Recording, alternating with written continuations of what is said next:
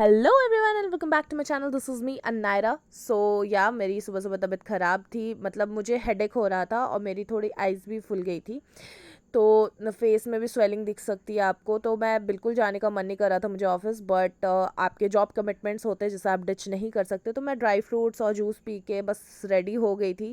As मुझे जाने का मन तो नहीं था, बट हाँ जाना पड़ता है। तो फिर हम रेडी होके निकल रहे थे तो बारिश होने लगी, तो मम्मा को मैं वही बोल रही थी, मम्मा भगवान जी नहीं चाहते मैं स्कूल जाऊँ।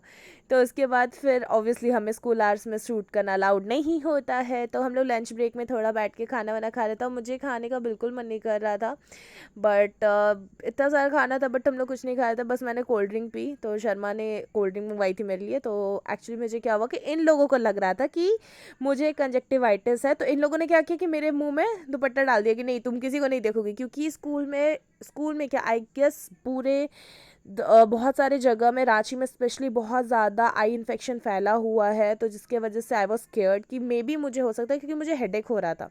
तो मैं ना बार बार अपने फेस को कवर करके रख रही थी कि नहीं ठीक है मेरे को होगा, तो मैं नहीं चाहती मेरे वजह से किसी और को हो।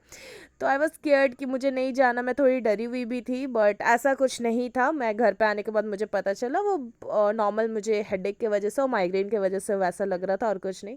तो यहाँ पे शर्मा बैठ के मॉकटेल बना रही थी, तो ऑब्वियसली उसने 2-3 कोल्ड ड्रिंक्स मिलाए और मस्त वो सर्व कर रही थी और वो मुझे कुछ कुछ बोल रही थी। तो that was funny, but actually वो क्लिप नहीं ऐड कर सकती हूँ क्योंकि ऑब्वियसली फिर वो पोस्ट नहीं किया जा सकेगा।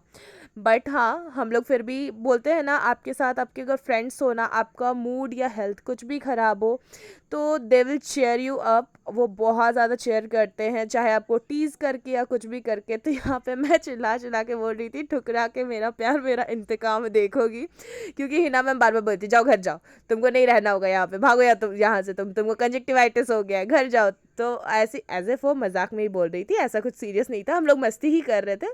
तो हम लोग ऐसे ही बोलते, हम हिना मैम को बोलते ठुकरा के मेरा प्यार है ना, मेरा इंतकाम देखोगी।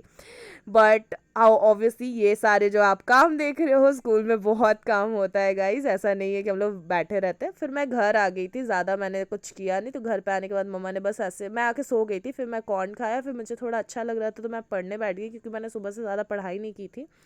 उसके बाद मम्मी मुझे दिखाई थी, देखो तो बेटा ये कौन सा नंबर है, मेरे को मैसेज आया, मैंने इसको ब्लॉक कर दिया। मम्मा ने व्हाट्सएप के ऑफिशियल अकाउंट को ही ब्लॉक कर दिया। फिर मुझे बहुत हंसी आ रही थी। फिर मम्मा ने मेरे लिए गुपचुप बनाया, थोड़ा मेरा मूड अच्छा करने के लिए। बोलते हैं ना, मूड अच्छा ना हो, हेल्थ अच्छा ना हो, तो खाना अच्छा होना चाहिए ताकि आपका मूड अच्छा हो जाए।